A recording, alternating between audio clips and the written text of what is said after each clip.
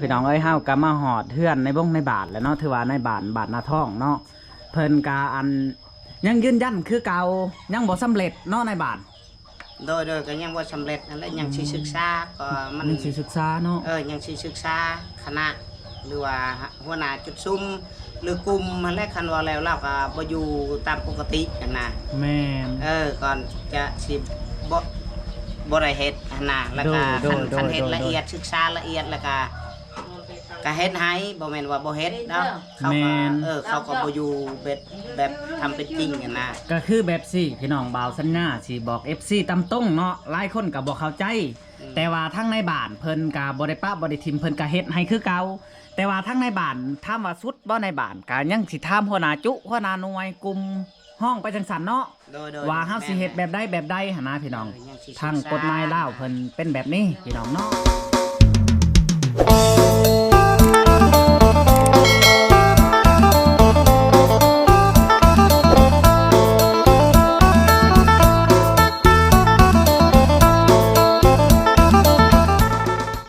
กราบสวัสดีและสบายดีบ่ว่า FC ฝั่งไทยและฝั่งลาวบ่ว่าพ่อแม่อยู่เมืองนอกเมืองนาก็ยินดีต้อนรับเข้าสู่ช่องบ่าวสัญญาเส้นเก่าเส้นเคยอีกแล้วพี่น้องเนาะก็คือมื้อนี้บ่าวสัญญามากับแม่น้องเบ้ยแล้วก็น้องเบ้ยแล้วก็พ่อหน้าเพิ่นพี่น้องเนาะก็คือเฮาสิมาเฮ็ดซัมมโนครัวพี่น้องเนาะอยู่ที่เฮือนในบ้านก็คืออยู่บ้านนาท่องนี่เองพี่น้องเนาะก่อนอื่นเฮาก็สิได้ไปหาในบ้านเพิ่นพี่น้องว่าสิเฮ็ดแบบใดเนาะหรือว่าสิแยกพ่อแยกแม่บ่หรือว่าสิเขาซัมมโนเคียหรือว่าสิเขาซัมมโนอันเดียวกันบ่ก็เฮาก็ยังบ่ฮู้พี่น้องเนาะก่อนอื่นไปรับชมกันเลยเฮาก็ซื้อM100มาให้เพิ่นแน่พี่น้องเอ้ยเนาะสิให้น้องเบ้ยแน่ก็สิให้พอเพิ่นแน่เนาะพี่น้องเอ้ยเอ้าเมื่อยกินM100 M150มันเกิน100เนาะน้องเบ้ยได้สั่นอ้าวบ่M150น้องเบ้ยเอา M150 150ก็ได้มันบ่แห้งนะโดย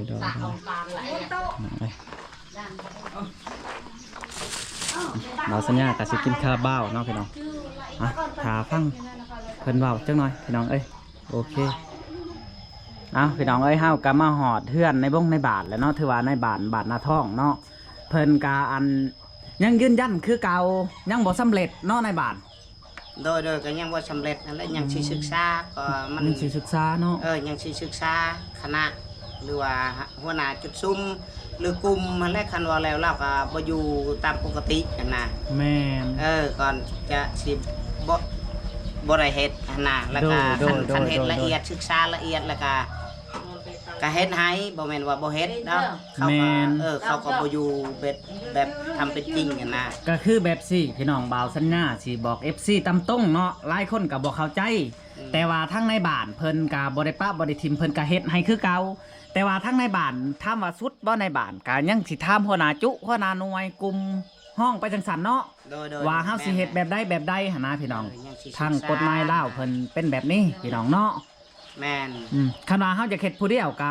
มันเป็นไปบ่ได้เนาะแม่นแหละนั่นแหละโดยอันนี้ก็คือบ่าวสัญญามาอัปเดตอีกเทื่อนึงพี่น้องเนาะมาอัปเดตตอนนั้นก็บ่สำเร็จแต่อันนี้แม่เพิ่นก็มาพี่น้องพอเพิ่นก็มาเนาะแต่ว่ามาเว้ากับในบ้านก็เพิ่นก็ยังสิเฮ็ดใหม่ว่าสิแยกหรือว่าบ่แยกก็เฮาก็ตกลงลองเบิ่งเนาะแม่เราก็ยังบ่ได้อยู่นี่นะแม่เราก็ไปอยู่บนอื่นนั่นน่ะโดยคันแม่เราอยู่ในบ้านนี่ก็ยังใครแน่น่ะแม่นแต่เฮาก็ต้องได้ถามหมู่ครูเนาะว่าอันระหว่างแม่น้องเบ้ยหรือว่าน้องเบ้ยนี่เฮาสิเฮ็ดจังไดเนาะคันว่าแม่เพิ่นสิเฮ็ดไปอยู่ง่ายไปอยู่พุ่นก็เฮาก็พิจารณาลองเบิ่งก่อนยังสิศึกษาแม่นแล้วก็น้องเบ้ยนี่สิอยู่แบบใดเนาะสิอยู่นี่หรือว่าสิไปอยู่นำแม่ก็ยังบ่ทันฮู้นะแต่ในใจหันไปอยู่นำแม่บ่ได้เพราะว่าเฮือนซ่านบ้านชองอยู่พี่แล้วเนาะก็จะว่าแนวนั้นแหละ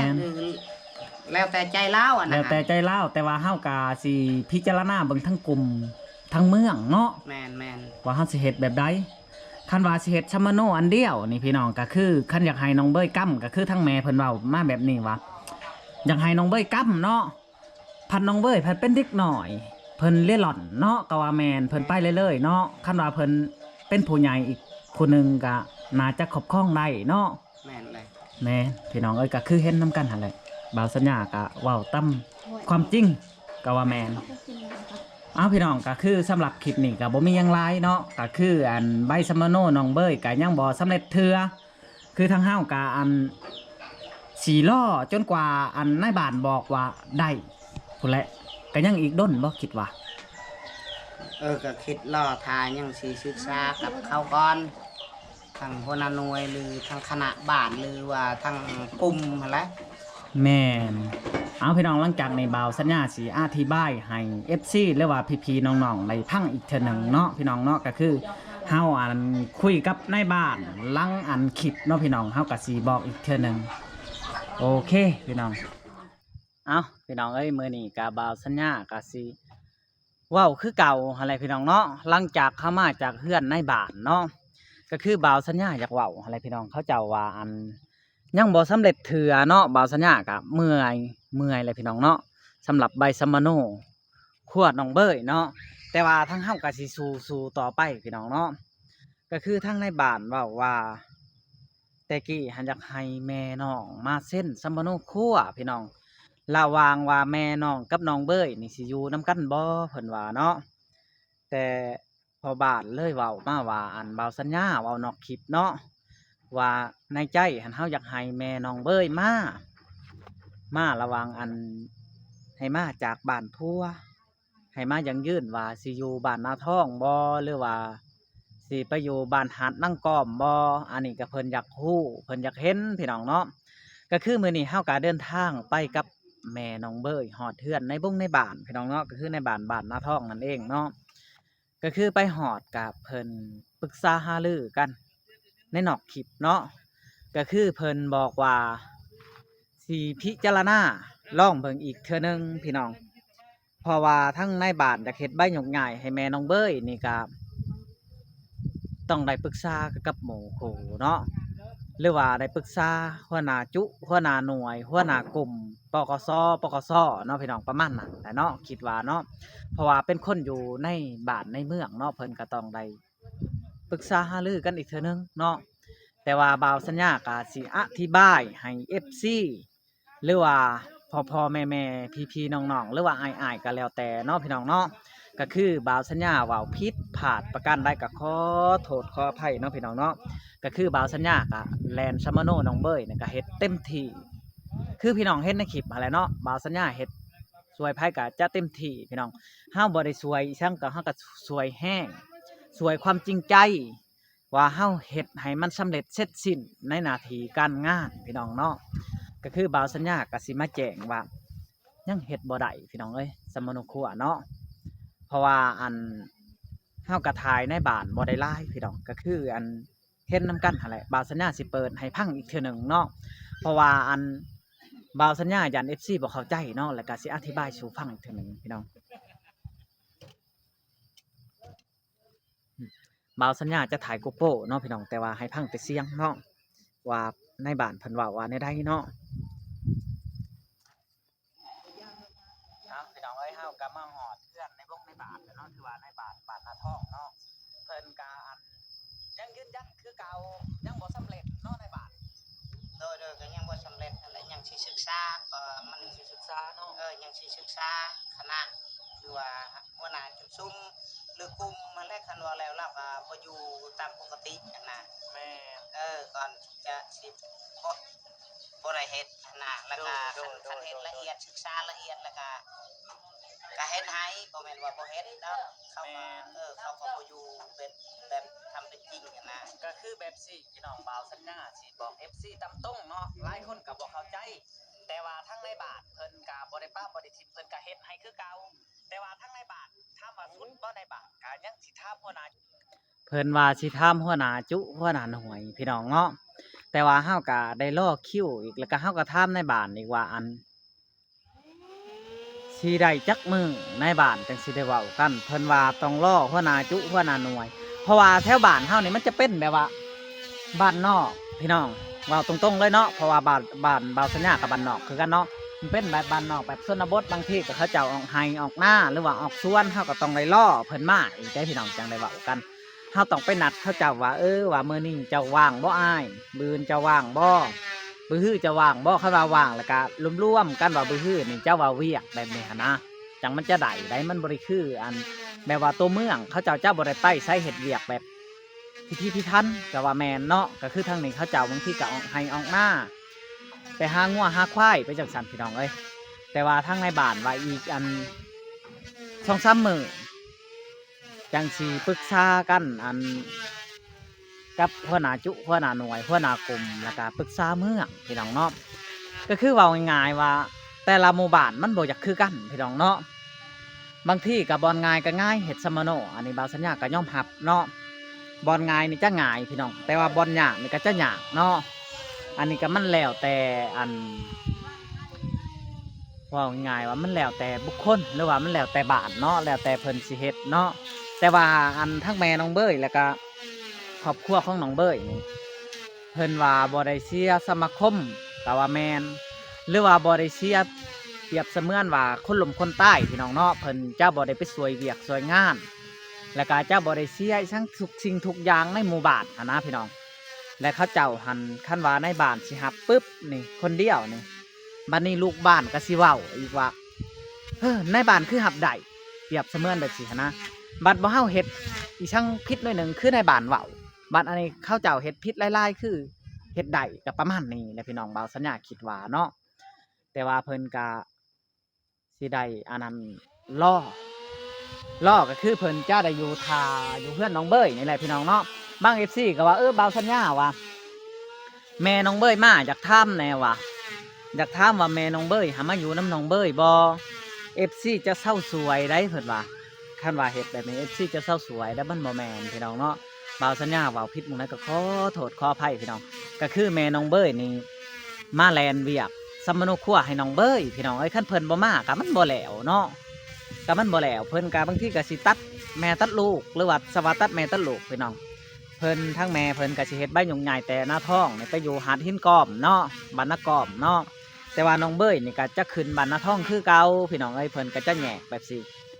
และทั้งในบ้านกับหัวหน้ากลุ่มหัวหน้าหน่วยเนาะหัวหน้าจุหัวหน้าหน่วยเพิ่นก็สิได้ถามว่าอันเฮาสิเฮ็ดแบบใดขั้นต่อไปนี่ระหว่างแม่กับลูกนี่เฮาสิแยกออกจากกันบ่หรือว่าสิให้อยู่นํกันคือเก่าแบบนี้หั่นนะพี่น้องเพิ่นก็ยังพิจารณาเบิ่งใหม่อันนี้เนาะ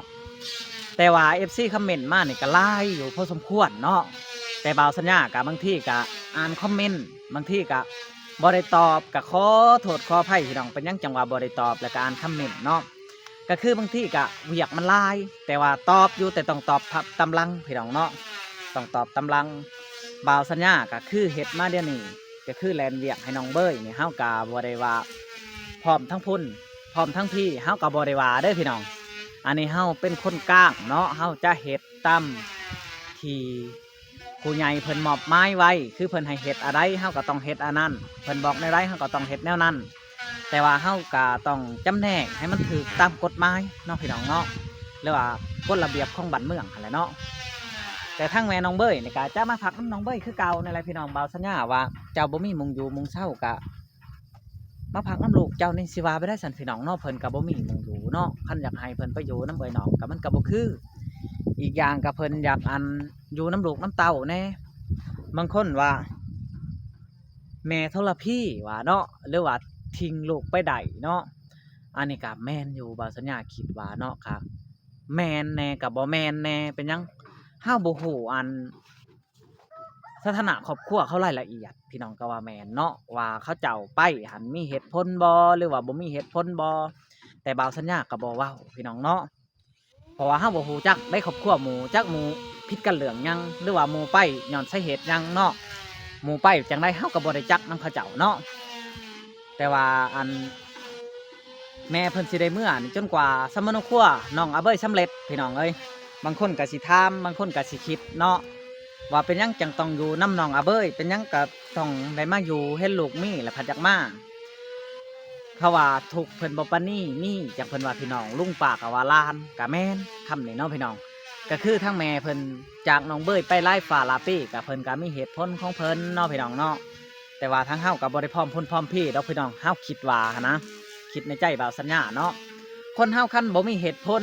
บ่มีอิหยังเขาเจ้าบ่ไปดอกพี่น้องเฮาว่าเนาะแต่เฮากะบ่ได้ไต่ต้องเพิ่นลองเบิ่งบ่ได้ถามเพิ่นว่าไปเพราะสาเหตุได้แม่หั่นนะแต่ว่าเพิ่นนี่เลยพี่น้องอยู่ครอบครัวเฮือนชาติเนาะเพิ่นก็บ่ได้มีบ่าวสัญญาไปฮอดบ้านหาดหินกอมแล้วเนาะหรือว่าบ้านนากอมเนาะเพิ่นก็อยู่ในเฮือนพี่น้องก็ว่าแม่นหาเช้ากินค่ำพี่น้องเอ้ยแม่น้องเบยนี่เนาะเฮาก็เห็นแล้วก็โอ้ยคิดสงสารแม่เพิ่นพี่น้องเพื่อเพิ่นสิได้มาหาลูกหาเต้าก็ใส่เงินหรือว่างบประมาณเป็นล้านเพิ่นพี่น้องเอ้ยถามว่าเงินเป็นล้านแพงบ่ก็สำหรับคนเฮาที่บ่มี10,000ก็ยังบ่มีได้พี่น้องแถวอัน บ้านบ่าวสัญญาเนี่ยเนาะผู้ที่ทุกข์แห้งนี่คือเงินสิซื้อมักพริกเป็นนัวเกลือนี่เจ้าบ่มีเลยเนาะเฮาเห็นแต่ละคนบางทีบ่าวสัญญาไปหาถ่ายคลิปนี่บอลบ่ได้ถ่ายคลิปก็เห็นเขาเจ้าทุกข์ยากก็ปอนให้ดำละหาดำละ10จนอยากให้นะเขาเจ้าได้พี่น้องเอ้ยเห็นเขาเจ้าทุกข์เนาะเพราะว่าอันเฮาคิดว่าเฮาทำดีที่สุดแล้วก็พอหั้นนะพี่น้องเห็นบ่เพิ่นเว้าว่าอันกบใต้ย้อนปากคันขากใต้ย้อนเสียงก็ว่าแม่นเนาะ ก็คืออันนั้นทำดีกินบ่หมดคันขดและกินบ่นานก็แม่นเนาะอันนี้ก็คืออยู่ที่ตัวเฮาเฮ็ดตัวเฮาสร้างถึงว่าเฮาสิเป็นคนดีเฮาคิดว่าเฮาโตเฮาเป็นคนดีแต่หมู่ว่าบ่ดีก็แล้วแต่บางทีเฮาว่าเฮาดีเฮาว่าเฮาดีหมดสำหรับอันนั้นเนาะแต่หมู่บ้านบ่ได้เฮ็ดนํกันแต่ผู้เบิ่งพี่น้องเทวดาอยู่เทิงพุ่นเนาะเพิ่นก็เห็นเอาเองว่าเฮาเป็นคนจังไดเฮาเป็นคนเฮ็ดจังไดเนาะ ถ้าเป็นคนอันเทียงถ้ำบ่หรือบ่เทียงถ้ำกับเพิ่นก็ต้องเบิ่งอยู่เทิงคนละพี่น้องไอ้บ่าวสัญญาคิดว่าเนาะอันนี้มันเป็นความเชื่อของบุคคลเนาะแต่บ่าวสัญญาบ่ได้ลุกโลพี่น้องเฮาเชื่อเนาะเฮาคิดว่าคันเฮาเฮ็ดดีต่อไปก็คงดีตลอดไปพี่น้องเปรียบเหมือนเฮาเฮ็ดดีเฮาก็จะพอแต่สิ่งดีๆเข้ามาคันเฮาเฮ็ดชั่วมันก็จะปนเปี้ยนอยู่แถวต้นตัวเฮานี่เลยพี่น้องเฮาก็จะสับสนงดงิดในหัวในสมองเนาะแต่ว่าคันเฮาเฮ็ดดีแล้วเฮาจะหลงเลยได้พี่น้องเฮาจะหลงแบบว่าว่ะไปใส่กะแบบว่าเฮาบ่ได้คิดอีสังบ่ได้คิดเกี่ยวกับอีสังพี่น้องเว้าหลายมันยังมันเหยิดเนาะก็คือว่าหั่นแหละเนาะสำหรับคลิปนี้พี่น้องก็บ่มีหยังหลายเนาะบ่าวสัญญาก็มาแจ้งข่าวตื่มว่าทั้งซัมมโนครัวน้องเบ้ยก็บ่าวสัญญายังแลนอยู่แต่ว่ามันยังบ่สำเร็จเฮาก็สิให้แม่เพิ่นอันพิธีพิธันถามเขาเจ้าลองเบิ่งพี่น้องเนาะว่ามือได้สิสำเร็จมือได้บ่สำเร็จก็รอลุ้นนํกันต่อไปนี่แหละบ่าวสัญญาก็สิอัปเดตแม่เพิ่นแล้วก็น้องแล้วก็ครอบครัวไอ้แก้วพี่น้องเอ้ยเพราะว่าทั้งครอบครัวไอ้แก้วเนี่ยก็มีข่าวดีเข้ามาหลายเสมอนี่เนาะแต่เฮาก็ดีใจน้ำอายเพิ่นผู้ที่สวยผู้ที่บ่สวยก็ดีใจหมดพี่น้องเอ้ยพี่น้องสำหรับคลิปนี้ก็บ่มีหยังหลายเนาะเฮาก็มีแต่คำอวยชัยให้พรผู้ใดเบิ่งคลิปนี้ก็ขอให้อายุมั่นขวัญยืนสาธุปรารถนาสิ่งใดก็ขอให้ได้สิ่งนั้นสมดังมโนหวังซื้อว่าโพยไผหยังอย่าสุมีดอกมาไก่ขอให้เงินคำล้นเต็มท้องล้นไถเด้อพ่อเด้อแม่เด้อความเจ็บไข้ก็ให้เว้นหายอย่าสุมีบุญกุศลส่วนนี้ขอให้เป็นบันไดแก้วสะพานทองดอกห้องหนังให้สำเร็จในความหวังดังมโนนึกไว้สมเจ้าปรารถนาสำหรับคลิปนี้เฮาก็สิได้กล่าวคำว่าสบายดีพี่น้อง